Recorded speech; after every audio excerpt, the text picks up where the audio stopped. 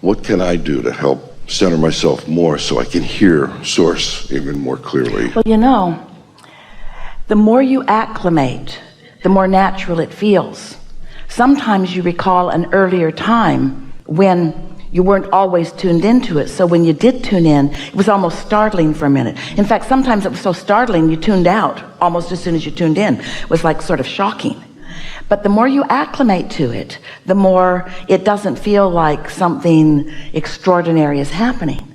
The laws of the universe are not difficult to grasp. Now, we want to point out what you're doing right here, and everyone will sort of get it. It's easier for them to hear it even than for you to.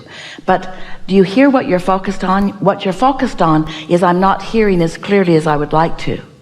And so what's the stance of your vibration? Understood. And so even when you say it or notice it, there's this feeling that I'm blocking something. And you've learned enough from us and others and from life to know that a desire is one frequency and a belief is another. And if the belief about the desire isn't the same as the desire, then there's a sort of blocking going on.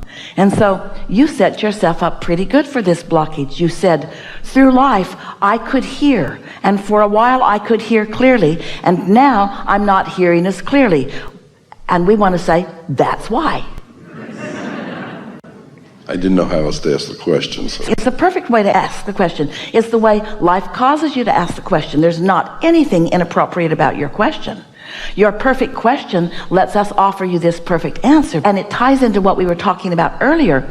Observation is what sets the vibrational tone foremost. And so when you decide, I must not be hearing as clearly, first of all, rather than using the word hearing, let's use the word focusing on the energy stream, because we're not yelling in Esther's ear and then she's yelling it out to you.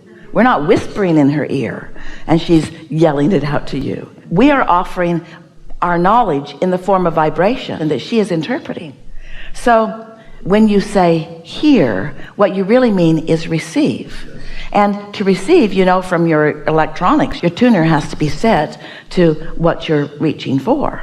But the thing about this hearing from non-physical is that step one is, that's the question. Step two is, Source offers the answer. Step three is, you got to receive the answer. And so as you're standing there with the asking and with trying to hear the answer, sometimes your asking gets in the way of hearing the answer. Does that make sense? It's like you're so aware of what is, which just makes you ask so hard for what you really want, which causes Source energy to answer with great clarity and depth and breadth. But if you're all balled up in the question, you can't hear the answer. So you want to put some conscious separation between the asking and the receiving of the answer. So when you see the cooperative components start to unfold in front of you and you get excited about it, that little voice in my head starts to go, what's next? And how do you control that so you don't put the brakes on the process? Well, just pay attention to the way you're feeling. We're going to give you an example of this. You're really going to like this. It speaks exactly to where you are and what you're asking for, and so many others too. We're going to throw out some statements that we just want to settle in with you, sort of starting in a building process, so as you receive one, the next will be easier to hear, and the next and the next, and so on. So you create your own reality and you offer a vibration that law of attraction responds to, and that's how you do it. And you've been doing it, and you've got a reality around you that you've already created. These are big words.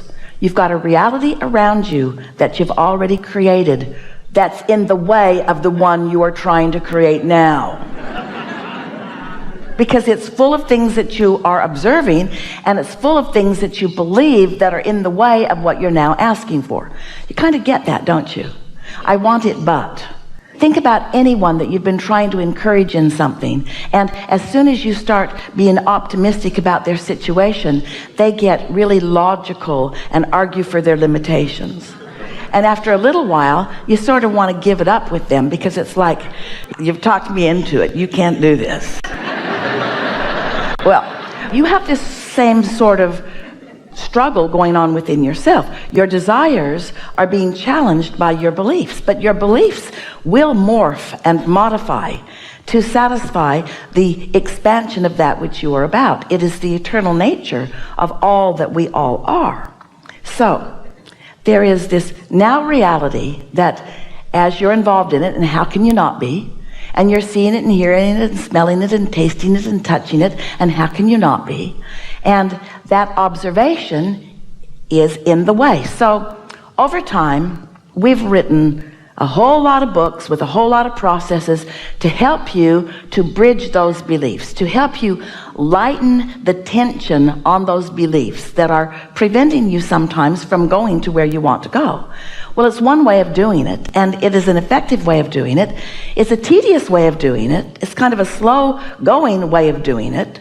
There is an even faster way of doing it, but you're so practical-minded, and most of you want to dig in and make it happen. And so the processes that we offer, Esther uses many of them every day for tuning, for aligning. We are encouraging that you utilize them to your benefit. But we want to hear right now, give you an understanding of something and a little new methodology that will answer the problems or the question that you just presented to us here. So here it is. We have established that now reality is in the way because there's so much to observe. So if I don't have enough money and I'm saying I want more money, saying I want more money activates the stick about money. And since I don't have enough money, end of the stick is the most active end of the stick, then I sort of don't make any progress most times when I bring it up. So something is required to make it easier to activate the what I want end of the stick without activating the what I've got end of the stick or what I really don't want end of the stick. Because the stick is really two subjects, and you've practiced one end of it more than the other end of it, no matter what the subject is. So imagine that you have a pile of sticks, and one of them is about money, and one of them is about sexuality, and one of them is about lovers, one of them is about religion, every subject in the world. One of them is about how you want your house to look and what color of paint you even like. In other words, it's a big old pile of sticks.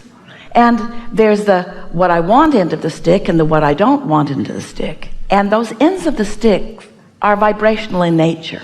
And the wanted end of the stick is a very different frequency than the what I don't want end of the stick. So you could, if you could catch it early before you're already on this end of the stick, you could take a subject that you feel mostly really good about, and you could focus on it, even daydream around it a little bit.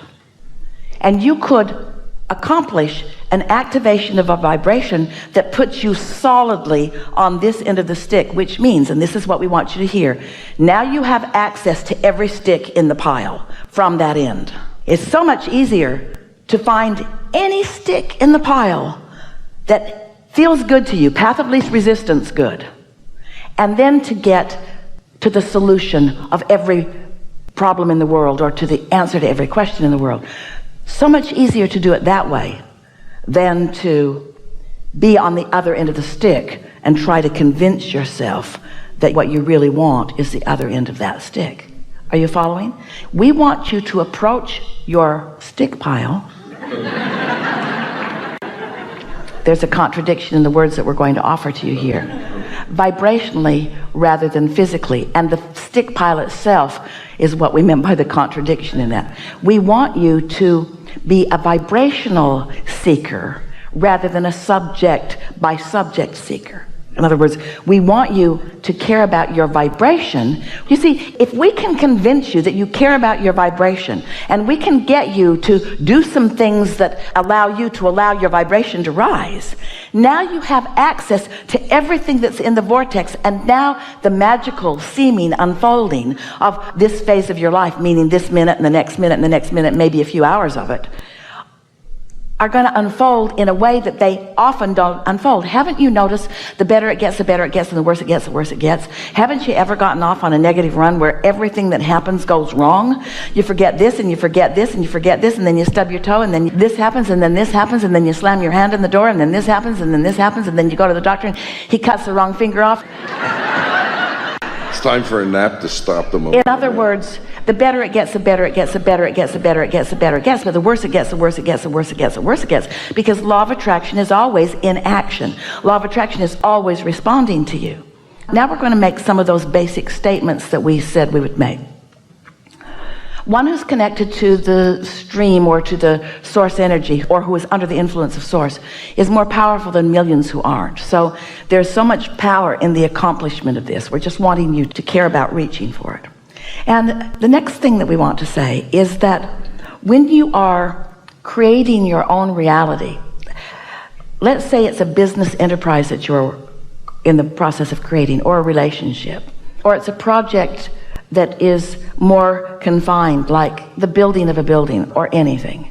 Almost 100% of it is created before you buy the land, before you buy the first wood or the first nail, before you meet the first person or hire the first employee. In other words, most of your creation is accomplished vibrationally before you even begin. And what happens with most people, we love you so much, is that you create it through this dream state, through life that has helped you to put it into this vortex. But when you get into that vibrational frequency, what's in there will occur. It will be revealed to you in the daydream that you are dreaming. Does that make sense to you? If you're in the vicinity of it, you'll start finding thoughts about it and feeling thoughts about it. And when you face reality, you begin a deconstructing of it. Now, those are not accurate words, because you can't deconstruct what's in your vortex. You can never let yourself live any of it. You can wait until you croak to even recognize the hugeness of it and the validity of it. But this will never be deconstructed, and your inner being and all of your inner being's buddies, all of us are hanging out there, witnessing the cooperative components being gathered. In other words, it's a big deal what's happening on your behalf. You have to find some way of being in the vibrational vicinity so that it can begin occurring to you, not just because that's how the manifestations happen, not just because that's how these thoughts turn to things, but because that's how you live happily ever after. That's the only way that you live happily ever after. You can't have allowed your life to build this vibrational reality, and you have allowed your life to build this vibrational reality, and be in any moment in time depriving yourself of it because you're focused in opposition to it. You can't be doing that and feel good at the same time. That always sucks. That always feels bad. It always feels like defeat or disappointment. It always feels like tension.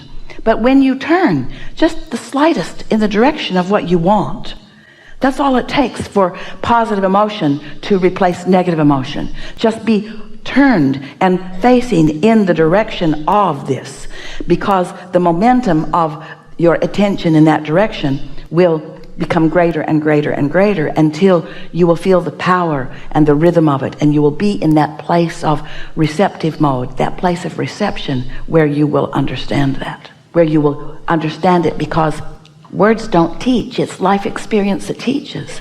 So as we speak to you these laws of the universe, and you feel the resonance of them, if you can accept that you are vibrational and that you have a vibrational reality and that it is calling you, and the better you feel, the more you are tuned and turned that way, and the worse you feel, the more you've got some belief that is still stuck in your vibrational craw, that you've got activated, that is preventing you from allowing yourself to be called in the direction of what you really want.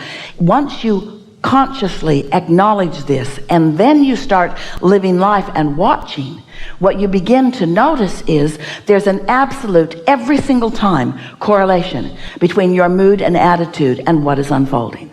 It's either magical or not magical. And there's some stuff in between, but not really very much. You have strong emotions these days. You have tuned enough to who you are that when you're out of tune with who you are, you really feel it. People say to us, is it normal for all hell to break loose in my life once I begin playing with you? And we say, sort of, kind of. Because you activate the wholeness of who you are, which makes it less tolerable to be in a vibrational frequency that is not who you really are.